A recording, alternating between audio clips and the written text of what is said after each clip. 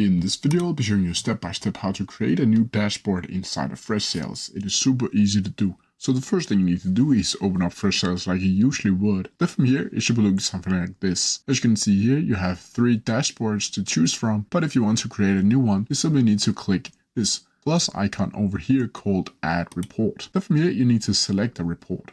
And you can either search for one or you can choose between the popular reports down here. Let's say I want to add the sales trends. Then a new dashboard will pop up like so. And if I want to edit it to look like how I want to do it, I can go up here and click edit. And here I can then delete charts. I can change charts to, for example, from a line chart to a pie chart. I can also go over here to filter and configure, where I can change all of this information, and I can choose filters and find new charts to put into my dashboard. Then from here you can just click apply, and then the dashboard will be saved onto your dashboard menu up here. And that's how you do it. If you have any questions about it, please leave them down in the comment section below, and I'll try my best to answer them as quickly as possible.